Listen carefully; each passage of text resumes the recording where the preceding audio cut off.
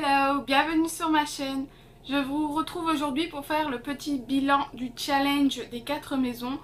Donc j'ai fait précédemment une vidéo qui explique un petit peu le challenge et qui expliquait la palle que je voulais lire, que j'avais choisie. Ensuite j'ai fait 3 vlogs que vous avez pu voir au cours des 2 dernières semaines. Et voilà, j'arrive aujourd'hui avec le petit point lecture, le bilan des 4 livres que j'ai lus pendant ce challenge. Le dernier que j'ai terminé après le challenge, mais que j'avais démarré en tout cas pendant le challenge. Donc je commence déjà par vous présenter ces 4 livres au cas où vous n'auriez pas vu les vlogs, et ensuite on démarrera mon avis sur ces livres. Je commencerai par le Donjon de Nullbuck, le tome 1, La couette de l'oubli de John Lang, édition J'ai lu. Ensuite on passera à Hunger Games, le tome 3, La révolte de Suzanne Collins, édition Pocket Jeunesse. Je continuerai avec Antigone de Jean Anouilh, édition La Table Ronde. Et je terminerai avec Ma vie pour la tienne de Jody Picoult, édition France Loisirs. Et c'est parti, on commence tout de suite.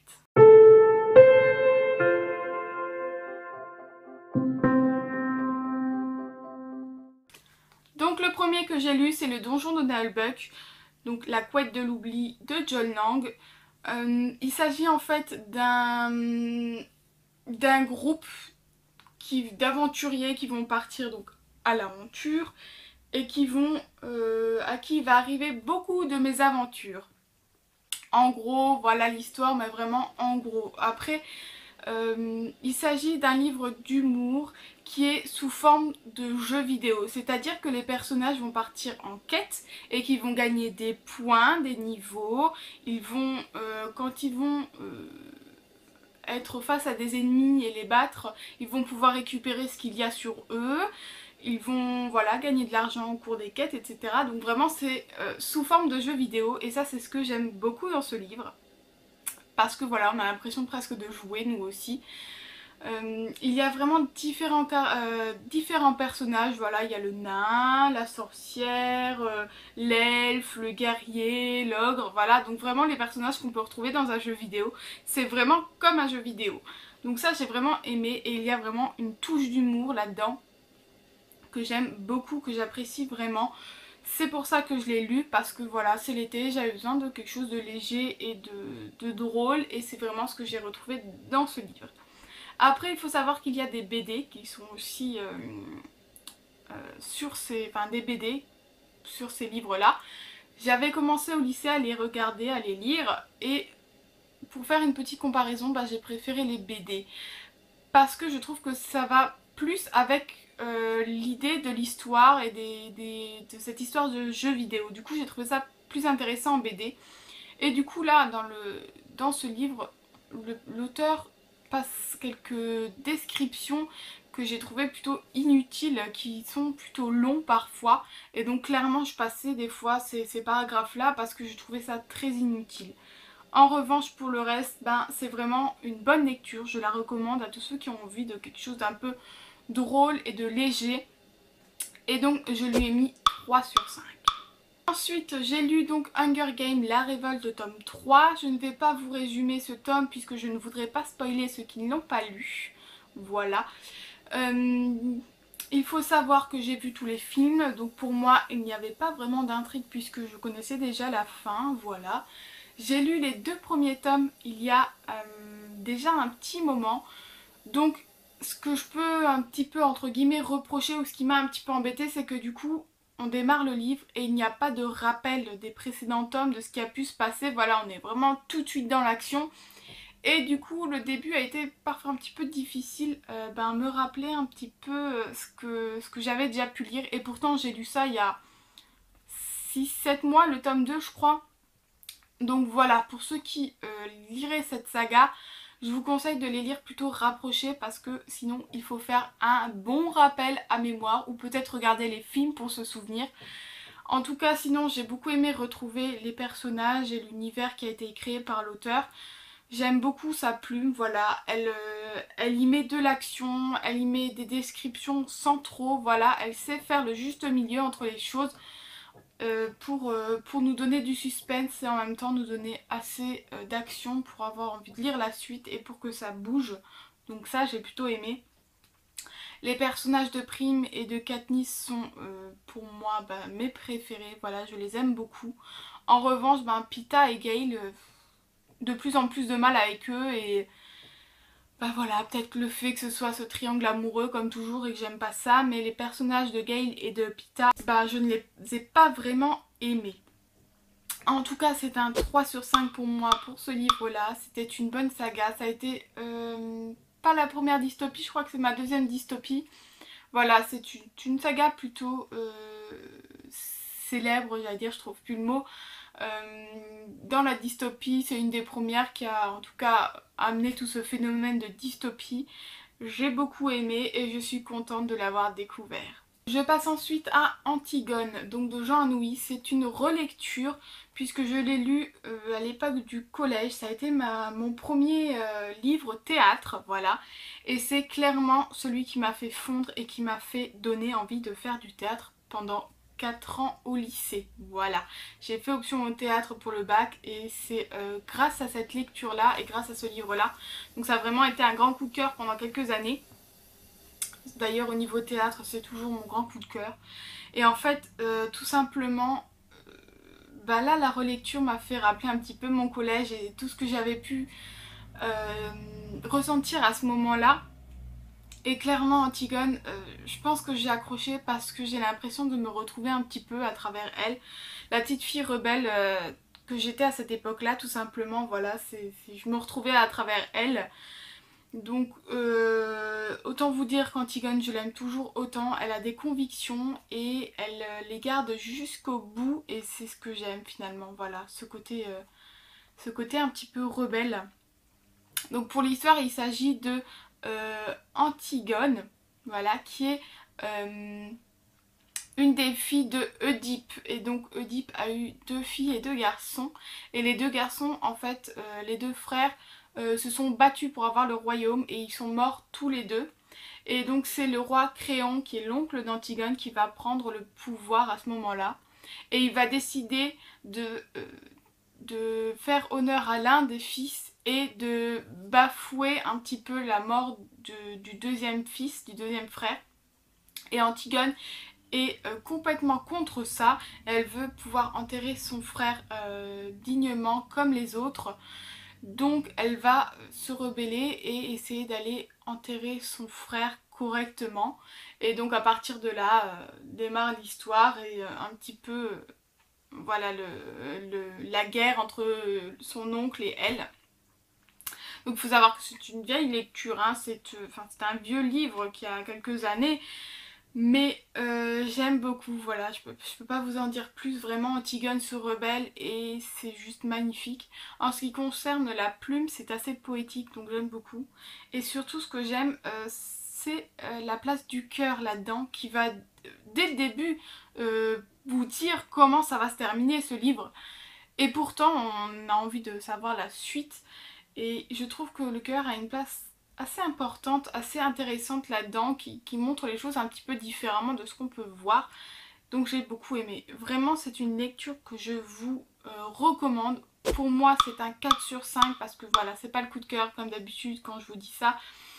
Mais c'est une très très bonne lecture et j'ai été heureuse de la redécouvrir encore une fois puisque j'ai dû le lire au moins 5 ou 6 fois quand j'étais au collège, voilà. Et donc pour terminer, je vais vous donner mon point de vue sur Ma vie pour la tienne de Jodi Picoult, que j'ai ici en édition France Loisirs. Je l'ai terminé hier soir et autant vous dire que quand je l'ai terminé, j'avais qu'un mot en tête, enfin j'avais qu'une phrase en tête, c'était What the fuck? Mais what the fuck, la fin de ce livre. C'était un truc de fou quoi. Donc pour me ressaisir un petit peu, parce que franchement cette lecture m'a complètement... Enfin voilà, je sais pas, j'étais super surpris de la fin. Donc pour vous raconter déjà l'histoire, il s'agit d'Anna qui vit dans une famille avec donc ses parents, son grand frère et sa grande sœur. Et sa grande sœur de 50 plus qu'elle je crois. Ouais, je crois que c'est 50 plus, et malade d'une maladie grave, une leucémie rare. Et en fait, Anna, elle, a été conçue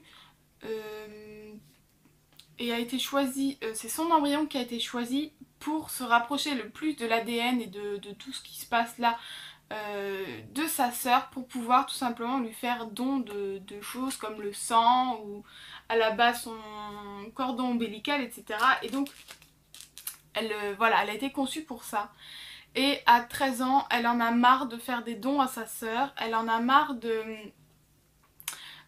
d'être aussi malade qu'elle alors qu'elle n'a rien, mais juste à cause des différentes opérations qu'elle a dû avoir à l'hôpital. Et donc elle va rencontrer un avocat et elle va lui demander de faire quelque chose pour elle parce qu'elle ne veut plus, elle veut s'arrêter là, elle en a marre et elle ne veut plus faire don de ses organes à sa sœur. Et donc elle va intenter un procès, je sais plus comment on dit, à ses parents pour que ce soit elle et elle seule qui décide de ce qu'elle peut faire de son corps et de ce qu'elle aura le droit de donner ou pas à sa sœur. Voilà. Il faut savoir que si elle ne donne pas à sa sœur ses organes, ou en tout cas ce qu'elle peut donner, et bien sa sœur risque de mourir. Voilà tout le challenge et tout l'enjeu de ce livre. Donc ce que j'ai beaucoup aimé, vous le savez, j'adore quand il y a différents points de vue. Et là, si vous avez vu le vlog, je vous l'ai montré. Chaque chapitre est un point de vue d'un personnage différent, entre guillemets, en tout cas entre les différents personnages de l'histoire. Donc il y a Anna, il y a l'avocat, il y a son frère, sa soeur, sa mère, voilà, chaque chapitre c'est un autre point de vue. Donc ça j'ai adoré parce que vraiment du coup on a l'ensemble des points de vue et des pensées de chaque personnage. Et du coup on arrive à se mettre dans on arrive à comprendre chaque opinion de chaque personnage et du coup on peut se mettre à la place de chacun d'eux. Et du coup tout au long du livre on est mitigé quant à ce qu'on pense et à ce qui pourrait se passer parce que du coup oui du point de vue d'Anna on comprend qu'elle ne veut pas, qu'elle en a marre, et en même temps du point de vue de sa mère qui elle a envie de sauver sa fille aînée, on comprend qu'elle a envie que sa plus jeune fille fasse des dons d'elle-même. Donc du coup voilà, on est un peu plutôt mitigé et on comprend un petit peu les points de vue. Donc ça, je trouve que c'était une très très bonne idée de la part de l'auteur de faire ces différents points de vue. Je rajoute la petite touche d'humour avec le chien de l'avocat qui s'appelle Judge. Voilà, parce que en fait donc l'avocat a un chien qu'il a appelé Judge. Et en fait à chaque fois qu'il va rentrer dans un magasin par exemple ou dans un endroit où les chiens sont interdits, il va dire que c'est un chien guide. Alors première réaction, oui mais vous n'êtes pas aveugle. Et en fait à chaque fois il va donner une autre explication. Et en fait on ne sait pas, jusqu'à la fin on ne sait pas pourquoi il a ce chien là. On comprend qu'il est utile, que c'est pas juste un chien mais effectivement que c'est bien un chien guide, qu'il est utile pour lui, mais on ne sait pas pourquoi. Et en fait voilà, d'avoir à chaque fois une autre raison complètement farfelue, c'est la petite touche d'humour jusqu'à la fin du livre où on découvre pourquoi. Donc j'ai trouvé ce petit clin d'œil plutôt sympa aussi. Après ce que j'ai pas aimé c'est que voilà, j'ai réussi à comprendre un petit peu pourquoi la mère elle fait ça, pourquoi elle a cette opinion là, et en même temps elle m'énervait pas mal, voilà, je sais pas pourquoi, je peux pas vous expliquer pourquoi, mais elle m'énervait. Et surtout la fin, mais pourquoi t'as fait ça quoi? Mais pourquoi l'auteur a fait cette fin là? Je veux surtout pas vous spoiler, mais je m'y attendais absolument pas, mais vraiment pas quoi. Enfin c'est passé hier et encore aujourd'hui j'en ai des frissons, mais comment elle a pu faire ça? C'est juste dingue quoi. Voilà, bref. J'ai beaucoup aimé, voilà, l'intrigue c'est vraiment bien ficelé, c'est vraiment bien pensé, et tout au long du livre on est très mitigé, on n'a pas un point de vue, on n'est pas juste avec une personne, on sait vraiment pas se positionner nous-mêmes jusqu'au bout de cette histoire. J'ai vraiment beaucoup aimé. Mais malheureusement pour la fin, j'aurais mis 4, mais avec cette fin là, je lui mettrai qu'un 3. Donc là je vous ai présenté les 4 livres que j'ai lus, mais j'en ai oublié un en fait. Il s'agit de Harry Potter, la magie des films. Voilà, je l'avais déjà rangé donc du coup je l'ai un petit peu oublié. Pour ceux qui ne connaissent pas, il s'agit en fait d'un livre Voilà, je vais essayer de vous montrer un petit peu, je sais pas si vous allez voir parce que j'ai pas de retour caméra. Mais où ça explique vraiment les films, où on a l'avis de certains auteurs, où on a des explications sur un peu tout. Sur le train, sur les maisons, sur les personnages, sur le chemin de traverse, voilà. Il est très... voilà, vraiment il y a de quoi faire. Il y a des petits prospectus, des petits objets à chaque fois. Alors je sais pas où est-ce que... Voilà, des petites boîtes de chez... qu'il y a dans les boutiques de Préolard, par exemple. Le tatouage, je ne sais plus où il est, le tatouage des mange-morts. Donc vraiment, on a même, voilà, les chères proclamations de chez Dolores Ombrage. Enfin vraiment, c'est un livre que j'ai beaucoup aimé lire, qui est vraiment découverte de l'univers. Et je l'ai depuis un petit moment, je l'avais feuilleté un petit peu, mais là comme je vais au studio bientôt, j'avais vraiment envie tout simplement de le lire pour me documenter sur les films et sur tout ça. Voilà, après il n'y a pas grand chose à en dire de plus. Pour ceux qui sont fans, c'est vraiment un très bon livre. Vraiment, je suis super contente de l'avoir et de le lire. Et je continuerai à le feuilleter, même si j'ai déjà tout lu, je continuerai à le feuilleter de temps en temps, voilà, pour le plaisir de redécouvrir certaines choses. C'est fini pour le bilan de ce challenge. J'espère vraiment que vous avez aimé me suivre pour ceux qui ont vu les vlogs et que ces différents livres vous ont intéressé, que mon avis vous a donné envie de les lire ou pas d'ailleurs. N'hésitez pas à me dire ce que vous en avez pensé, si vous les avez lus ou pas. Voilà, je vous laisse là et je vous dis à la prochaine. Bye!